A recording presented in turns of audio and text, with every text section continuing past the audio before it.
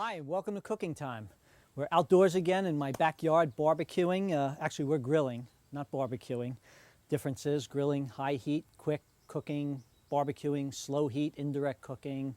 We're going to do some great stuff today. I've got a pork tenderloin all marinated, and I'll show you how to make that marinade. Got just a regular steak and a couple pieces of sausage, and I've picked some things to go along with these. So first thing I want to do is to season up this steak. Now you have two choices. You can simply do salt and pepper, which is, or you can use something like an adobo. We're going to just do some salt and pepper on both sides, and you need to be careful to get these seasoned very good. See, I'm taking the salt from high above so that it evenly coats the meat. I understand that Jean-Georges Vongerichten from Jean-Georges Restaurant in New York actually tests people out to see if he wants them working in his kitchen by asking them simply to season a piece of meat. So I want to get this steak on the grill. I have 2 pieces of sausage. We'll get that cooking. And my marinated pork tenderloin.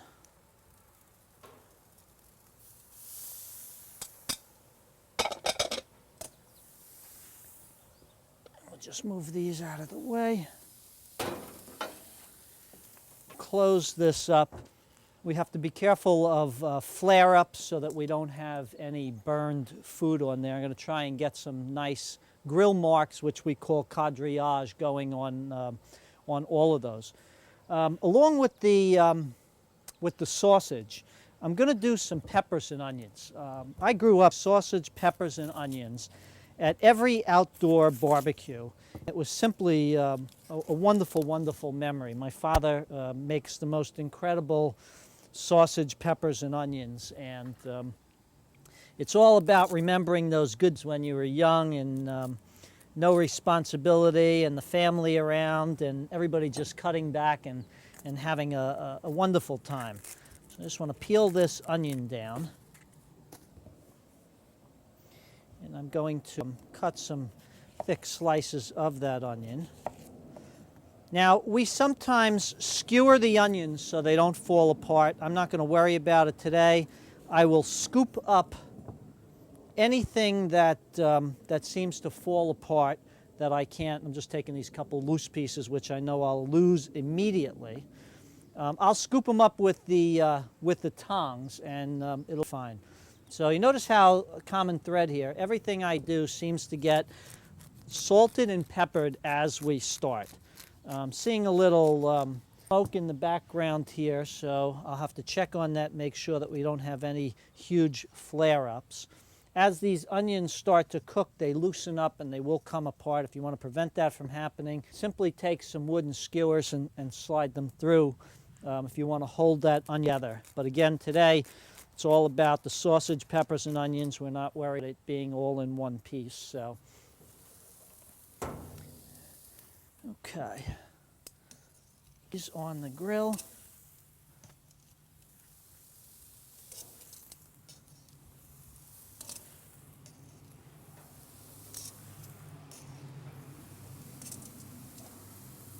Nice marks we're getting on the sausages. I'm turning them on a little bit of a 45-degree angle. Take the same way, turn that as well. And our pork cooking nicely. Going to lower the heat down a little bit. Okay, I did say peppers and onions, so we now need to do some peppers. I've got a red one and an orange one. I'm just going to slice the top off. And I'm going to get in here and just slice around that core.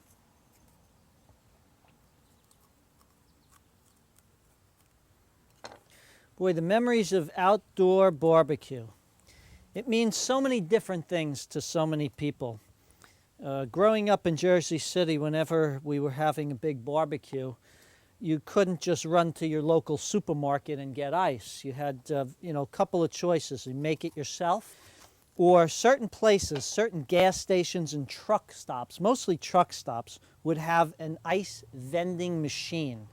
and you could actually buy cubes and blocks of ice. I'm just cleaning out whatever seeds, and see how I cut this open, there's some seeds stuck, so I clean that out. So I guess with long-haul truckers, they used to stop and load up their coolers with ice. So those truck stops had these ice vending machines, and we would go and buy big blocks of ice. My father would kind of break it up with an ice pick, or there was actually an ice factory in Lower Jersey City, and we would go down to the factory, and I could actually see the whole process of how they made this ice commercially. A little salt and pepper on this as well. So we'd take all this ice home, and my dad would chop it up, and you know, we'd have this incredible barbecue that was fairly hamburgers and hot dogs, although he always made the sausage and peppers. Also, he used to, let me just get these peppers on here.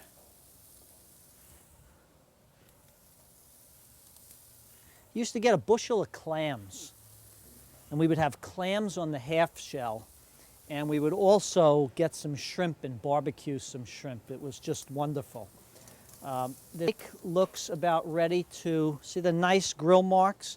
So you get two opportunities to, so now I'm going to mark the other side.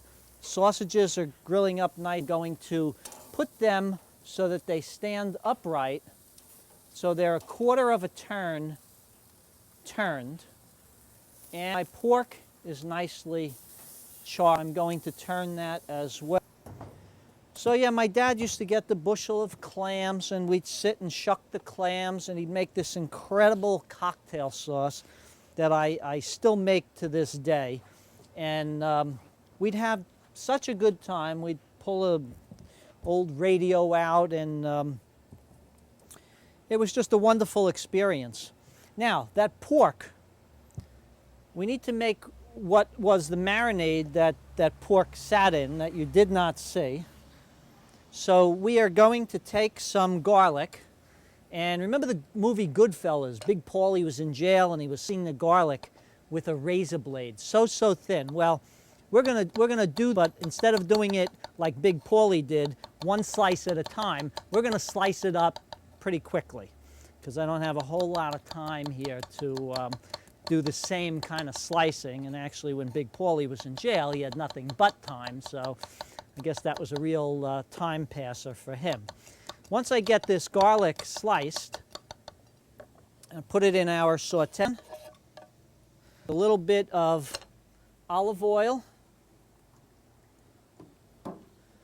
and we're going to put that on the flame, saute a bit, and we need to get some orange and some lemon.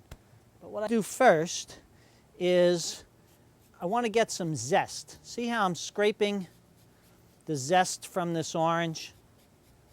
You can see it all coming in the zester. Of course, you get zest from a zester. And we want some lemon zest as well. This is really going to infuse a lot of that lemon and orange intense flavor into our marinade. Now, what we do with this marinade is we take and save about half of it. We turn it into a sauce. So I'm going to juice my orange and my lemon.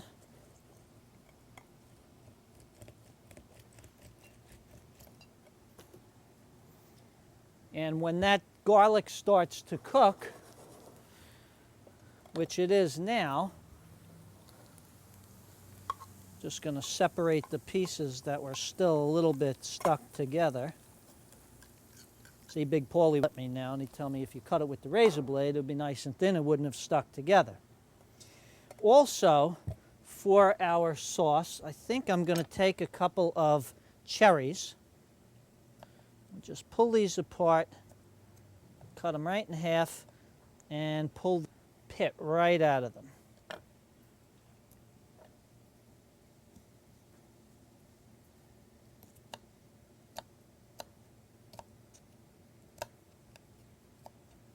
If you have a cherry pitter, by all means, use that.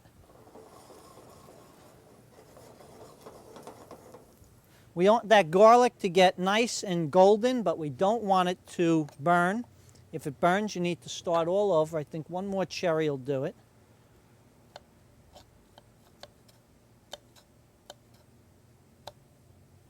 See what's going on in our grill here. We need those peppers a flip.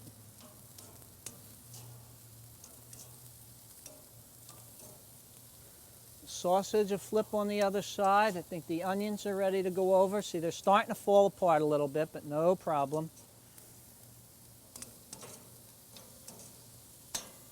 And our pork. Turn that over. And we're going to rotate the steak since we've gotten the nice grill marks on that one side. Turn that over. And we'll go. Okay. Now our garlic, which, by the way, the pan's getting hot. I'm going to throw in cherries.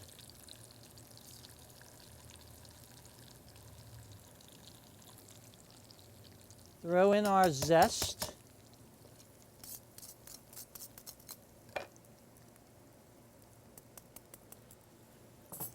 And dump in our lemon and orange juice. And let that reduce down a little bit.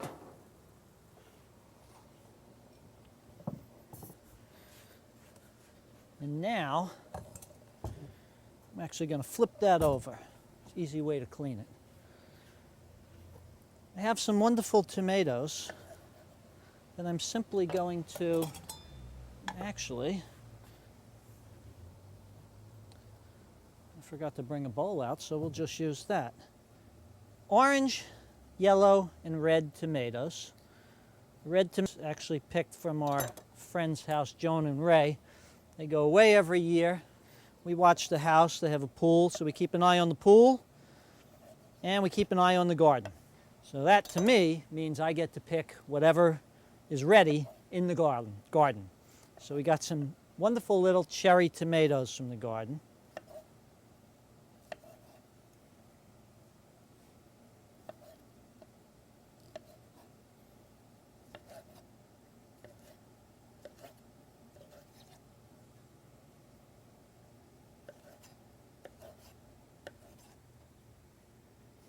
This is called improvising.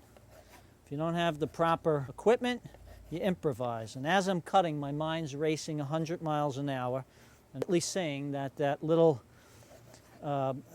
receptacle from the citrus squeezer is just going to be too small for what I had in mind.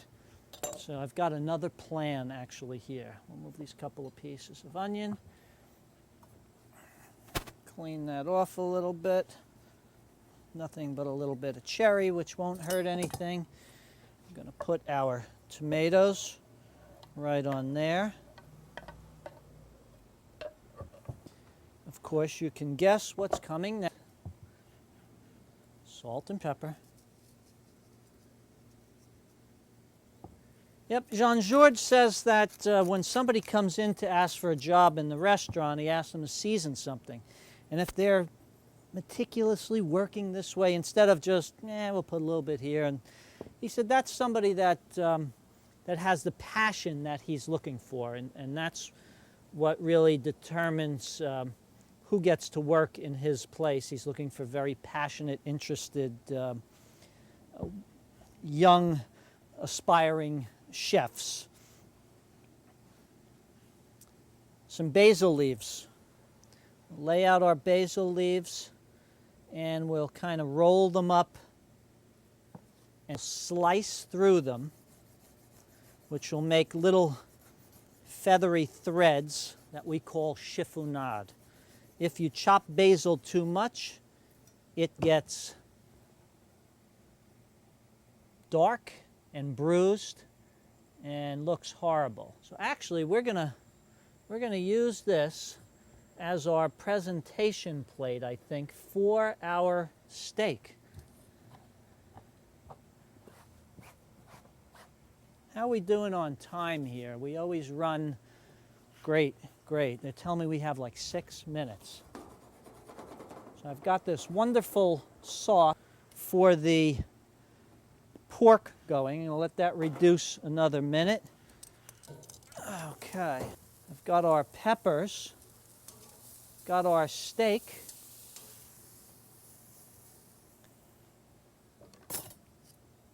Steak is done. Get rid of this little bit of basil.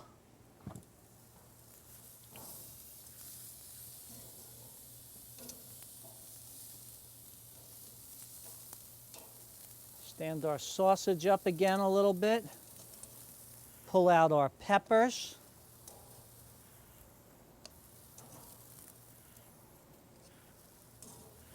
It's nice to have some color with different color peppers. Yes, the colored peppers are usually more expensive, but they're well worth it because we can have a wonderful, wonderful presentation by doing that. The only other thing I'm going to add into this sauce is a tiny little bit of tamari, which is kind of a fortified soy. They use more soybeans than regular soy to make that, and a little bit of hot sauce. I think to about a half a teaspoon for what I'm doing here today. This hot sauce is pretty commonly available. Smaller jars, of course, supermarkets, Asian markets, but you won't have a whole hard time finding it. Back on. Okay, what I think we're going to do is something we tested out in another show. We're going to cut out here, and I'm going to plate all this up and come back to you with a nice presentation, and then we'll tell you anything else that we've done as little finishing touches, which sometimes we'll put a little drizzle of something on, but we'll be back to you in just a minute, so don't go away. Okay, we're back again here with my trusty friend Shotzi, who's just itching to get onto that table and eat anything she can. We have our steak. Shots, I bet you'd love some steak, wouldn't you? We have our pork tenderloin, and look at this wonderful sauce with the cherries and the zest. You'd like some of that too. I put a little toasted bread, and of course the wonderful sausage, pepper, onions, a big memory from my childhood. Mom and Dad, thanks for those memories. Always appreciate remembering back when we had such a good time as kids. And it's all about great memories. I'll slice that pork tenderloin up and we'll put some of this wonderful sauce. Instead of slathering it with the sauce, we'll serve some of the sauce on the side. The wonderful tricolor tomatoes that are in great seed now, we've sprinkled a little extra virgin olive oil, only the best extra virgin olive oil, and a little bit of fresh basil over it. And again, that steak, simply salted and peppered. We'll slice that up and it'll be nice nice to have with those tomatoes.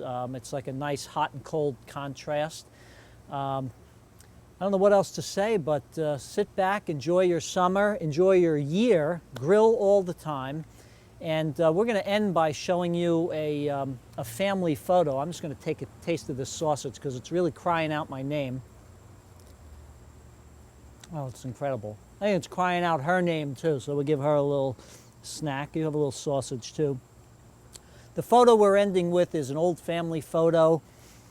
My great-grandmother's house. It's really what outdoor barbecue was for us, except we weren't barbecuing, we were cooking macaroni, and we still do this today, and we have these big macaroni parties and sit outside. I'm David Martone from Cooking Time. If you need recipes, you can email tv36@westfieldnj.gov, and we'll be glad to give you recipes, or if you have information about a recipe that perhaps you'd like to see me do or questions, please email us. Again, tv36@westfieldnj.gov. Thank you.